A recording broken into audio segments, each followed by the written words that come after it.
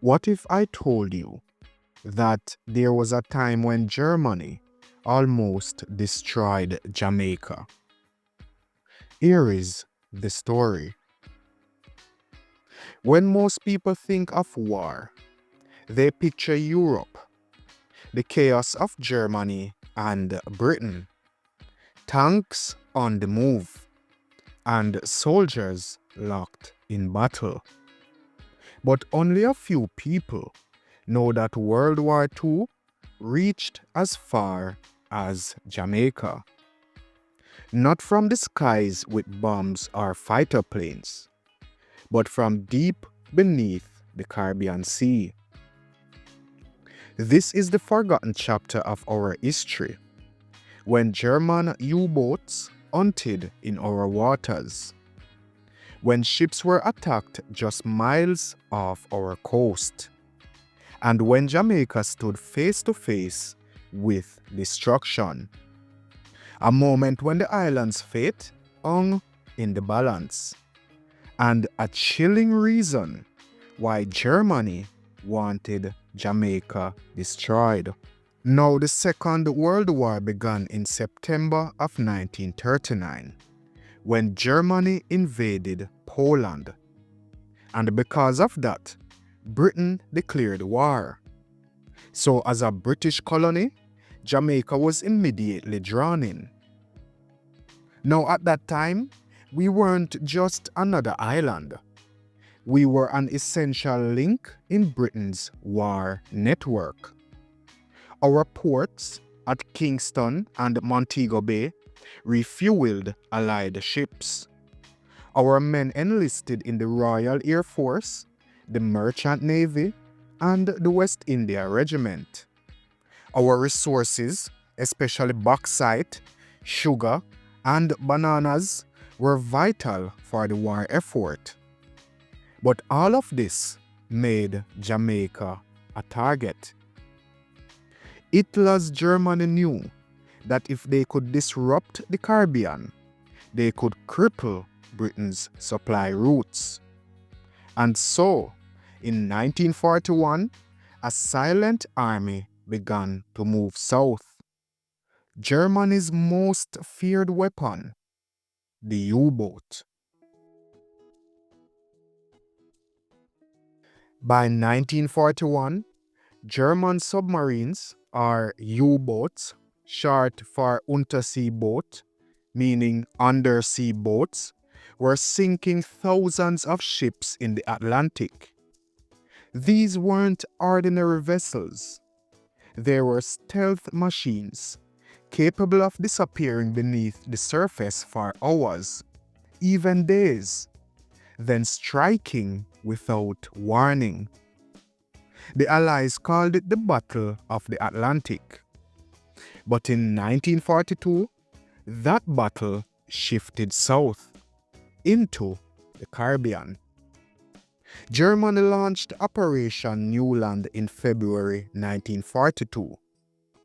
It was led by Admiral Karl Donitz, who commanded the U-boat fleet, and his goal: destroy oil tankers and supply ships across the Caribbean and force Britain to its knees. They attacked Trinidad, Aruba, Curacao, and Puerto Rico, setting oil refineries ablaze.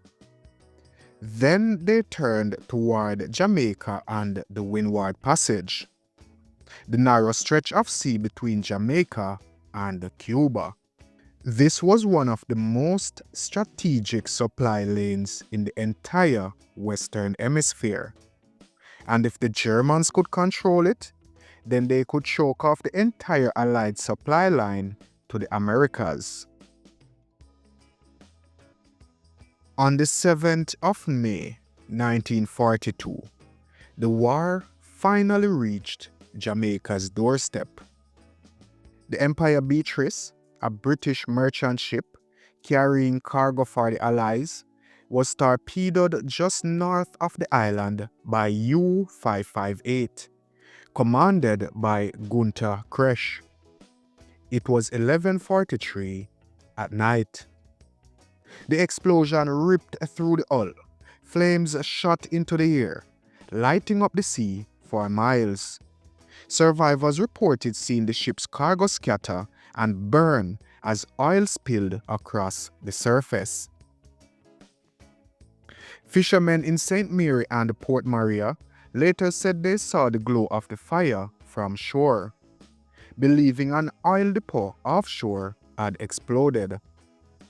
But it was no accident.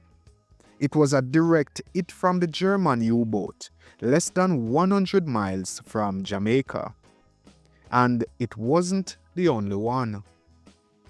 In June that same year, U-159, under Captain Helmut Frederick Witt, sank the Fort Good Hope not far from Jamaica's northern route.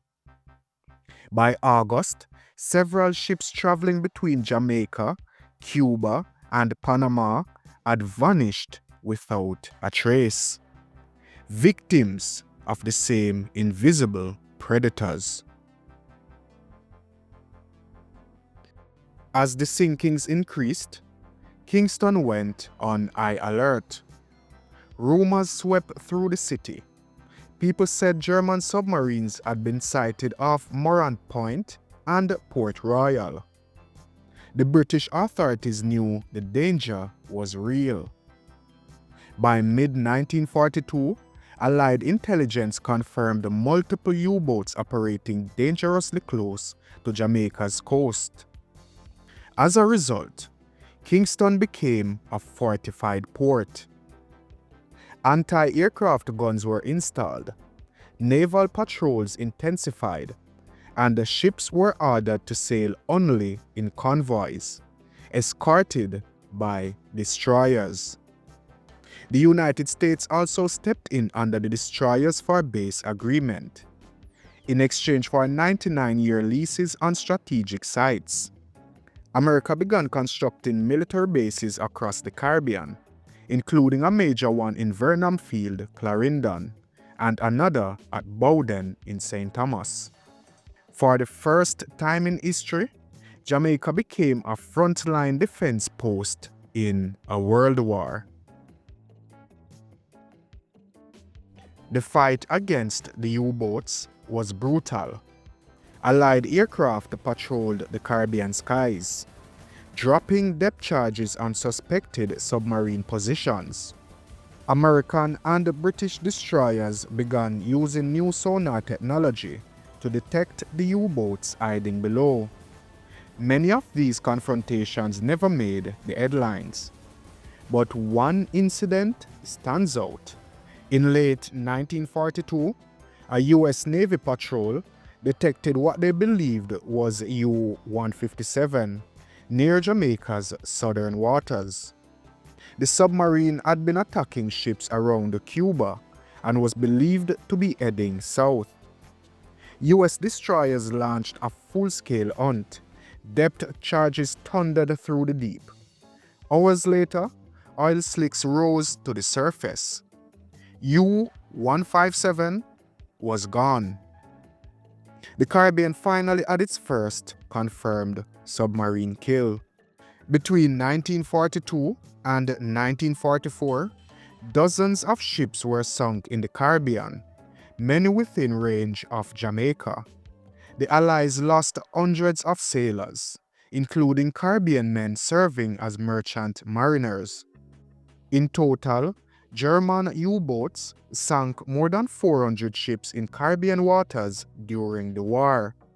Some of those wrecks still lie undiscovered on the seafloor today, rusting time capsules of a forgotten war. Had even one U-boat managed to strike Kingston's fuel depots or munition ships in port, the result would have been catastrophic. The explosion could have flattened parts of the city and paralyzed Jamaica's role in the Allied effort. That's how close we came to destruction. When the war ended in 1945, Jamaica breathed a sigh of relief. We had survived without a single bomb dropping on our soil, but not without loss. Hundreds of Jamaican sailors and Caribbean mariners died serving on ships sunk by U-boats. Their names rarely appear in history books, but their sacrifice helped keep the Atlantic routes open. Today, fishermen still tell stories of strange metal shapes deep underwater, or areas where their nets catch on unseen wrecks. Those aren't legends.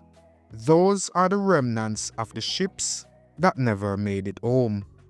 Now, most Jamaicans have never heard this story. The time Germany's war machine came dangerously close to our shores. It's a reminder that even though we're an island, we were never isolated from the world's struggles. And it shows just how much courage and sacrifice it took for Jamaica and the Caribbean to endure one of humanity's darkest chapters. So the next time you stand by the sea, remember, beneath those calm blue waters lies history, a battlefield long forgotten, and the ghosts of the war that almost reached Jamaica. You have been watching Elite Jamaica. If you love stories about our islands in history, subscribe, like, and share this video. There's so much more to uncover beneath the surface of our past. Thank you for watching.